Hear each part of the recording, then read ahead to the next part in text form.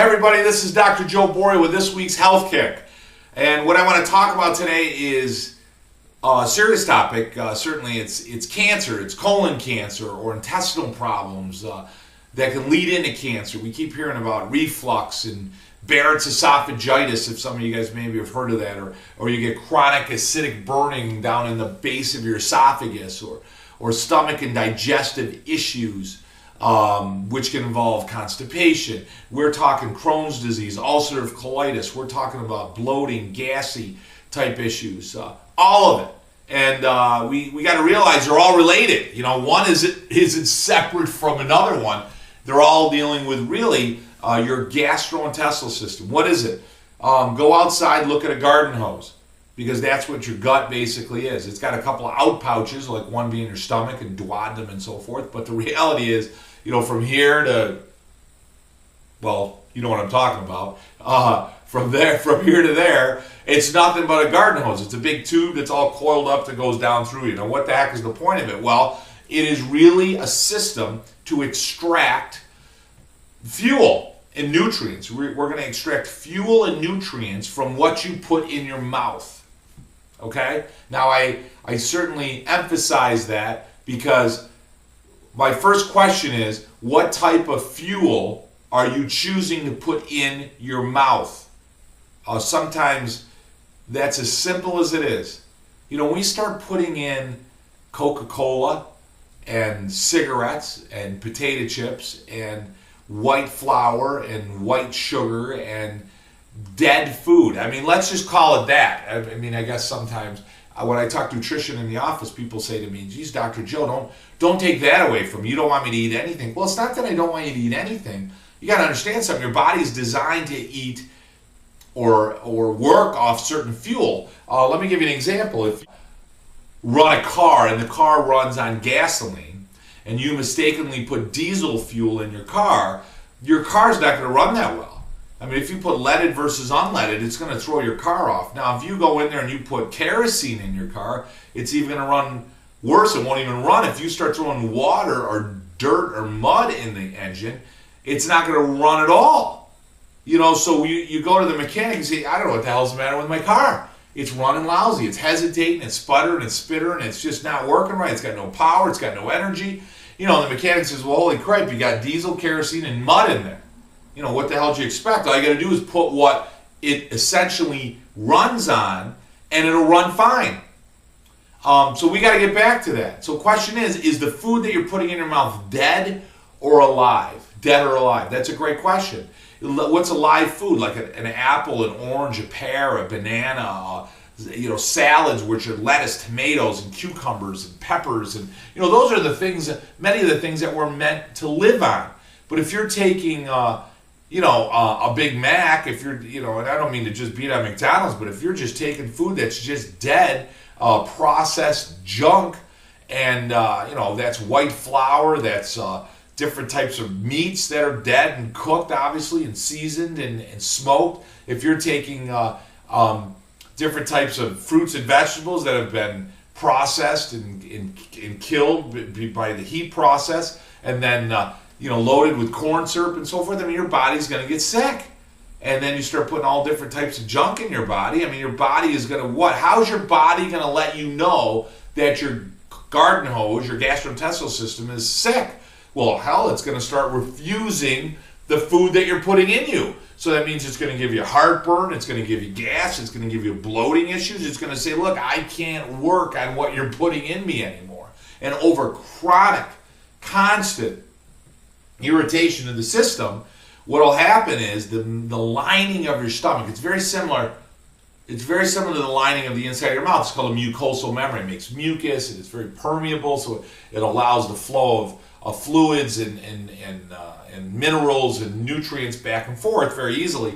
And it starts to get irritated, and chronic irritation of the mucosal lining develops into cancer. So colon cancer is the direct result of how we eat. Now, I hear this whole thing about genetics. And listen, I will not deny that there is a gene or genes when it comes to any type of cancer that people can list or carry that will say in scientific terms, may say that they're more prone, that group, that genetic code, that group of people tend to be more prone to breast cancer or to colon cancer or any type of cancer. I don't deny their existence at all, but here's what we also have to realize.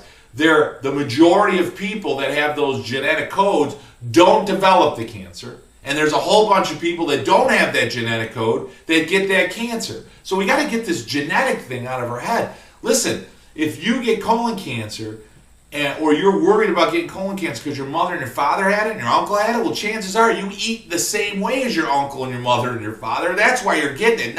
It's not genetic. It's familial because you're doing the same stupid things, no disrespect against anybody's family member, that everybody else in the family's doing. So I'm eating the same junk that my parents ate, so now of course I'm more prone to get it. You know, how do you make those changes? First thing, you know, it seems monumental for some people. Eat a living food every meal. So if you're smoking a cigarette and having a donut and a cup of coffee, go for it, but add an apple, add a banana, add a pear, add a salad at lunch, add another salad for dinner. You know, start adding living food. You don't have to take anything away. And for some people that say to me in my office, hey, Dr. Joe, I don't care what you say, I'm not going to quit this. I'm not going to stop my soda. I'm not going to stop smoking. You know what? Then let's not argue about it. Cut it off the list. Fine, I'll never bring it up again. But what can we talk about? Can we talk about these 5 things? Well, let's talk at least about these 5 then. One thing we have to be on is a probiotic. Those are the healthy bugs that are in our gut. Why are they important? Well, a lot of the foods you eat, believe it or not, have antibiotics in them. So just by eating foods, you're killing the good bacteria. So you have to replenish the good bacteria by taking a probiotic. We have a great one in the office. Certainly, I'd strongly recommend you get something of that quality, whether you get it from me or not, that's fine. And then the other one is a multivitamin, multi-mineral antioxidant. So you want your vitamin to be food-based. We talked about that last week. You want it to have minerals in it, and you want to have it include antioxidants. And that's basically what you need to put inside your body on a regular basis, okay? Then you add a living food with every meal. Then you're adding a lot of water throughout the day. And what's going to happen is the colon's going to start to function better. Then what you want to do is, if you take flour, remember doing this in elementary school? If you take flour and water and you take newspaper, you make paper mache. That's bad for the colon, and that's one of the things that leads to a lot of colon cancer, unhealthy colon, is that white flour on buns and breads and pastas and different things we eat. So I'm not saying never have it, guys. I'm saying you can't eat it every day. You know, have it once or twice a week. All right, we can live with that. But you start having that breakfast, lunch, and dinner. I got a patient of mine, he's eating Burger King 3 times a day. He's having their breakfast. Then he's an older guy, lives by himself, so he has their breakfast, he has their lunch, and he has their dinner. And his cholesterol's through the roof. He's heavy. It's just like Super Size Me with the McDonald's one. I mean, it's not rocket science here. Okay, now on top of that, you need a good nerve supply, which is where chiropractors come in. We want to look down the spine. If you're having great nutrition, if you're eating just the way you're supposed to, but your spine is crooked, what are you doing to those nerves? You're pressing on it, so the messages and data that go to the duodenum or to the pancreas or to the gallbladder don't get there, and those organs don't work as well. I mean, do you honestly think your gallbladder was only meant to last 35 years and it was supposed to quit on you? Or the duodenum was? Or different body parts were only meant to, the appendix, it doesn't have a reason to live anymore. I mean, this is ridiculous. And this is the system we've been brought up in to actually, we're made to believe that that's true. It's nothing could be further from the truth. Your teeth are meant to last your whole lifetime. Guess what? So is every organ in your body. I mean, I still have them all. I'm 40, it's almost 46 years old. I still got all my organs. And newsflash, I plan on carrying these organs with me till the end. Nobody's going to take these babies out because I'm going to take good care of them. And that's what we all need to do. So, guys, it's been Dr. Joe Boyle. Remember, what do we got to do? We got to exercise. We got to eat well, which we talked about today. We got to drink a lot of water. We got to get a lot of good sleep, right? We have to talk good to ourselves. So what we're saying inside here has a direct effect on how healthy we're going to be. So we got to do some good self-talk. And remember, you, your mother, your father, your kids, your grandkids, everybody in your life, your cousins, your aunts, and so forth, everybody needs to be under regular chiropractic care. Keep the messages flowing from here down, out to the organs, and back up, allowing your body to function just the way it's supposed to be. Remember, stay healthy and have a great week. I can't wait to talk to you guys next week.